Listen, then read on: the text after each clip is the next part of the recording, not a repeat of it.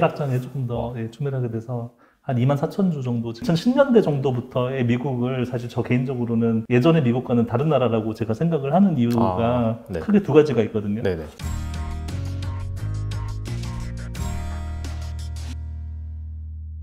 라오의 미국 주식 무한 매수법 채널을 운영하고 계시는 라오원님 모셨습니다. 안녕하세요. 안녕하세요.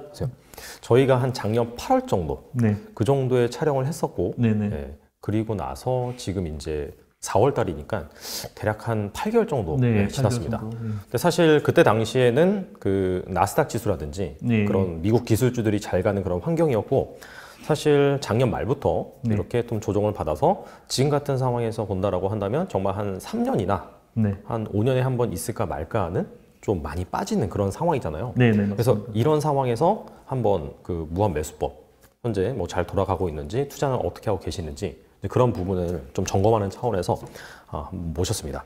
그 일단은 그 처음 접하시는 분들을 위해서 그 무한 매수법의 뭐 간단한 정의, 어떻게 투자하는 건지 네네. 그 부분에 대해서 좀 설명해 주시면 좋을 것 같아요.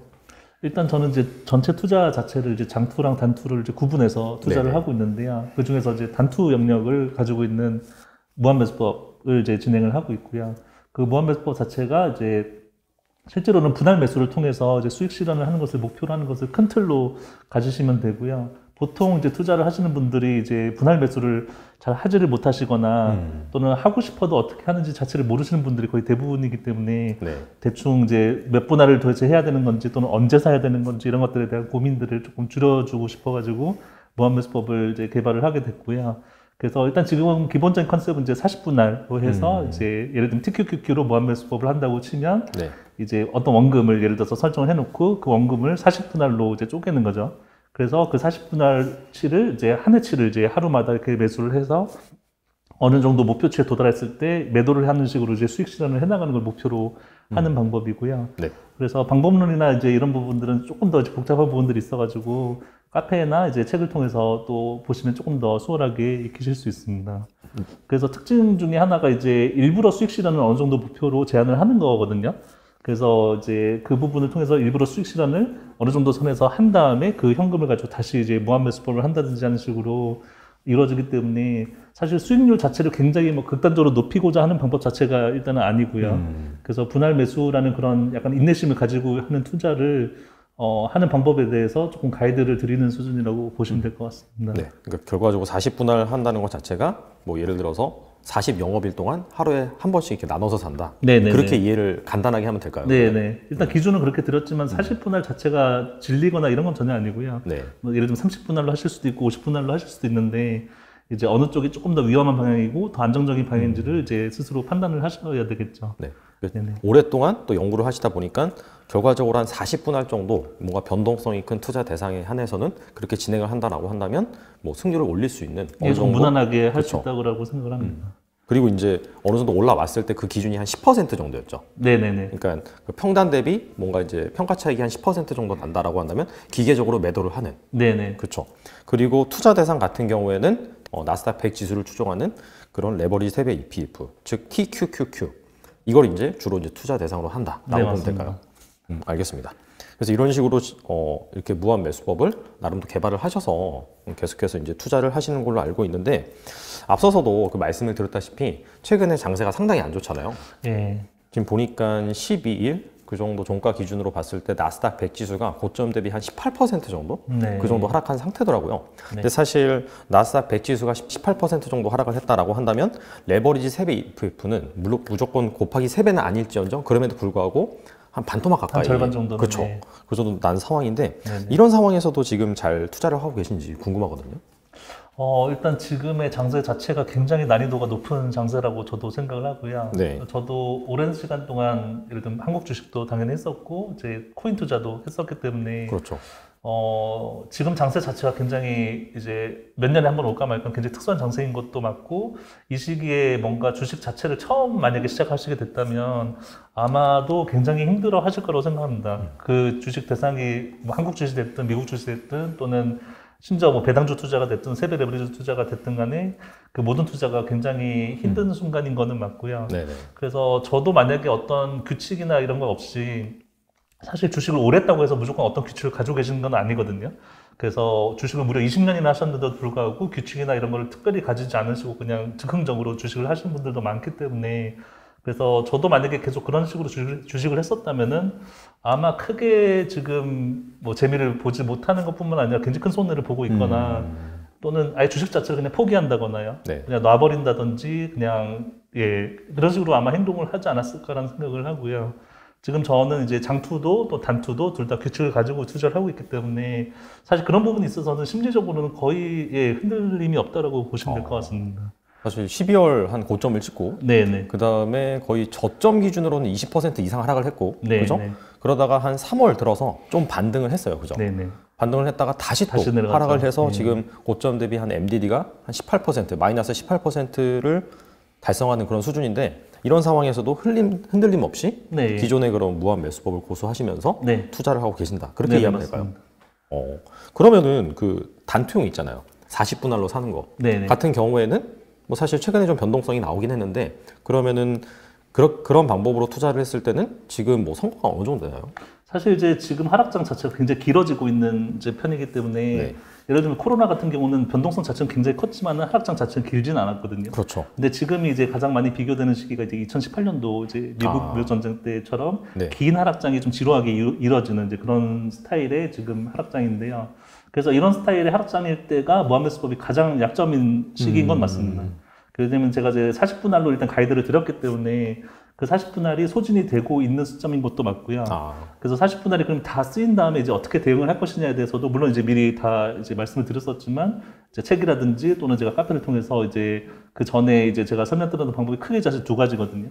그래서 첫 번째는 이제 책에 설명드렸던 영혼법이라고 해서 만약에 이제 남은 시드가 있거나 또는 미리 이제 주식에 배치하지 않았던 어떤 시드가 있다면 그걸로 40회가 소진된 시점에서 다시 무한매수법을 시작을 하게 되는데 이제 이미 사실 40회가 소진됐다는 것 자체가 굉장히 긴 하락장을 이미 의미하거든요. 그렇죠. 그래서 그 상태에서 무한매수법을 했을 때에 이제 그 무한매수법이 다시 재차 40회가 소진될 가능성은 사실 거의 제로에 가까워서 그래서 그걸로 이제 만약에 2차적으로 수익이 나면은 그 2차적으로 수익이 나는 거를 이제 원래 본 계좌에 있었던 걸 그만큼 이제 일부러 손절을 해서 이제 합산을 해서 연기되도록 만드는 그런 식으로 해서 본 계좌를 사이즈를 줄여가는 식으로 하는 거를 영업법이라고 말씀을 드린 적이 있었고요. 네. 그다음에 그거 말고 이제 두 번째 가이드는 그 방법을 하려면 일단 시드가 또 남은 게 있어야 된다는 또 전제가 있기 때문에 사실 그렇죠. 그거 자체가 어떻게 보면은 이제 사람들마다 이제 상황에 따라서 현실적이지 않을 수 있거든요.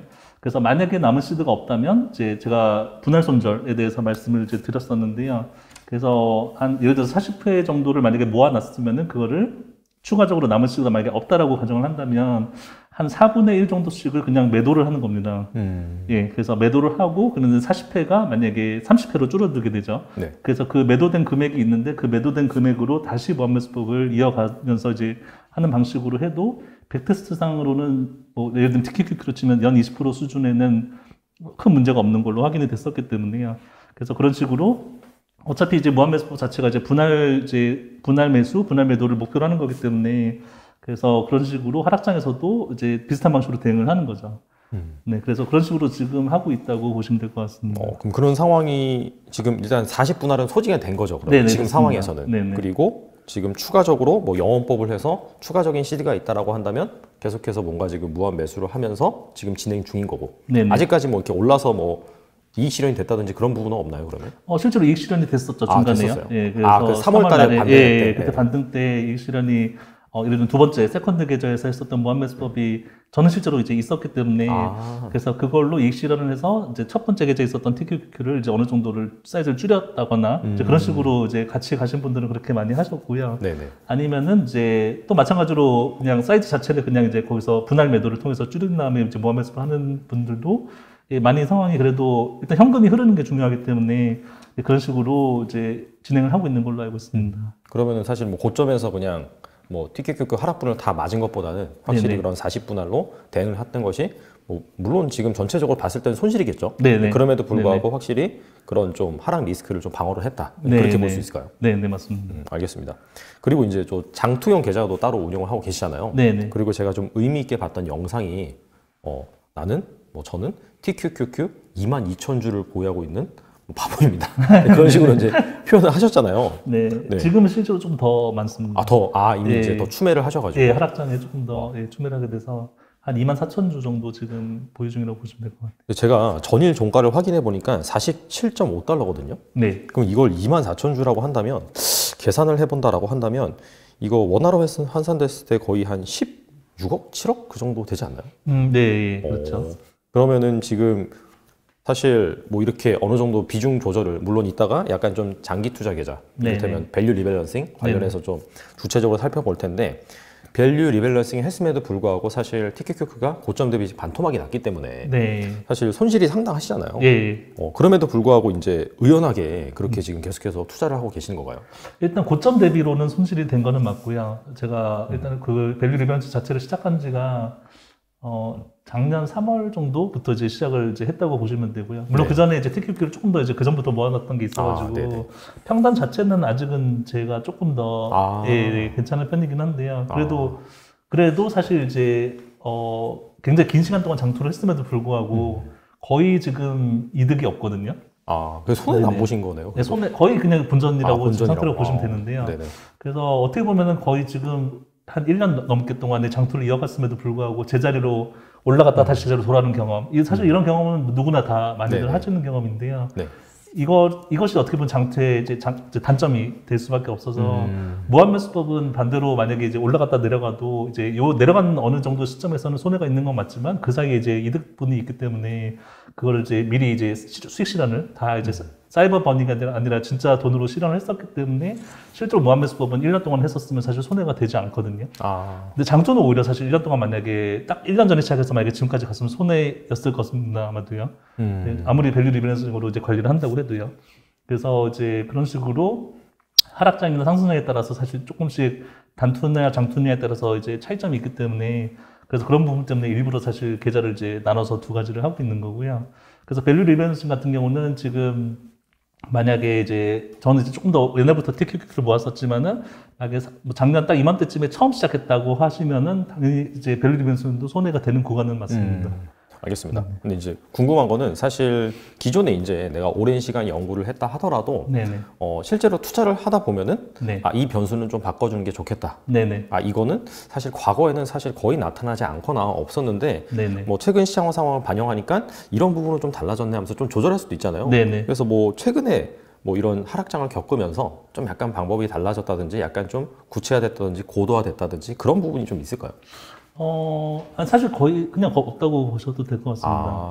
왜냐면 무한매수법은 이제 물론 책에 나온 버전이랑 지금 카페에서 소개된 버전 자체는 조금 다른 방향이긴 한데요. 더 이제 예를 들면 40회 소진 자체를 좀 더 줄이고 싶어서 그런 경우의 수를 줄이고 싶어서 더 약간 목표 수익률을 조금 낮추더라도 더 안정적인 방향으로 가는 쪽으로 일단 방법론이 개선된 게 작년도 한 8월, 9월 그 정도거든요. 그러니까 이번 하락장 시작되기 훨씬 전에 이미 사실 제가 방법론을 조금 책에 있는 것보다는 조금 더 안정적인 방향으로 가이드를 드려서 이제 무한매수법을 해오던 게 있고요.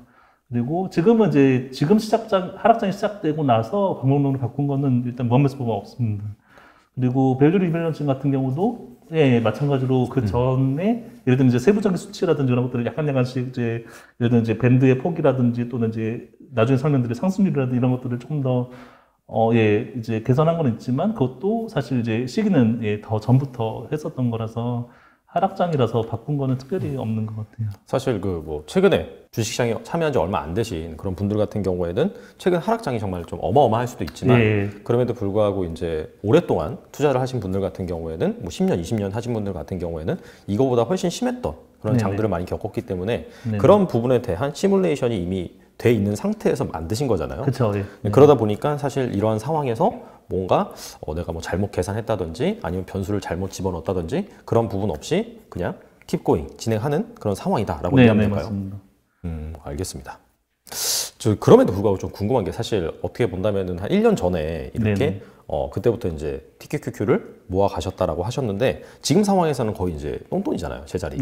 그럼에도 불구하고 이 TQQQ 투자하시는 거를 이어가는 그런 목적성이 있으신지 좀 궁금하긴 하거든요.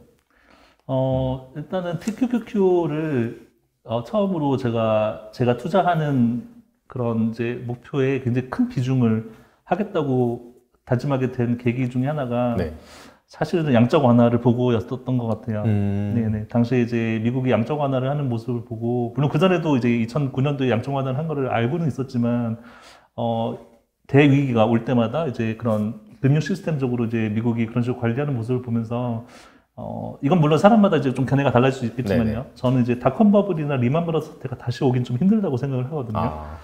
그리고 이제 리만 브라더스 사태 같은 경우는 제가 직접 사실 주식을 하면서 내내 겪었었던 장이었기 때문에 그게 얼마나 힘든 장이었고 얼마나 최악의 그런 이제 시나리오였었던지를 사실 너무 잘 알고 있는 상태였고요. 네네. 그리고 그때 저도 주식을 하면서 정말 많이 이제 눈물도 흘리고 이제 잠도 못 자고 그랬었던 기억이 있어가지고.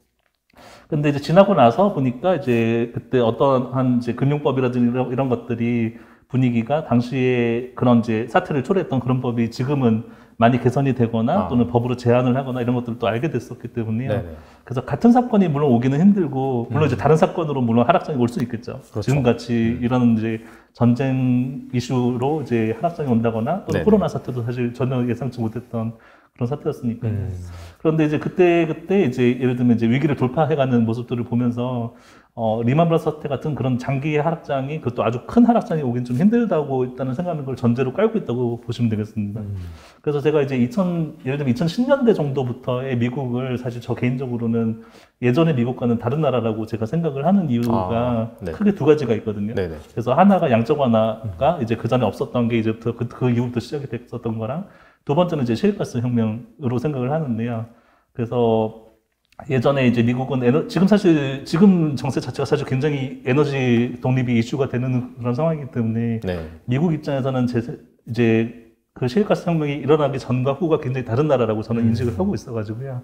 그래서 에너지 독립이 사실 각 나라마다 굉장히 큰 이슈가 되었고 러시아로부터 또는 이렇게 뭐 중동으로부터 석유나 천연가스를 받느냐 못 받느냐가 사실 굉장히 이제 앞으로의 어떻게 보면 명운을 가를 수도 있을 만한 그런 사건이 지금 전쟁으로 벌어지고 있다라고 생각을 하거든요. 그렇죠. 근데 미국은 사실 그렇지 않죠. 미국은 입장에서는 굉장히 조금 느긋한 상황이고 사실 네.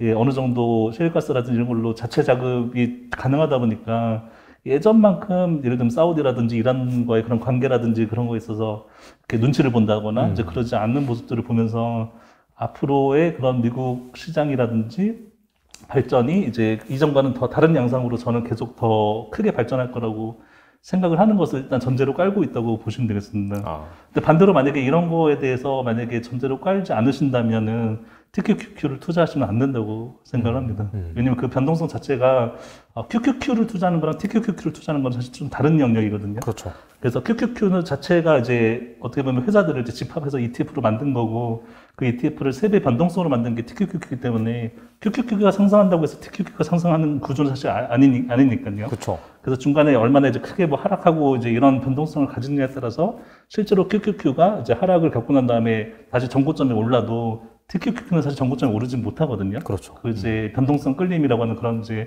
수학적인 장치 때문에 이제 그런 일이 벌어지는데요.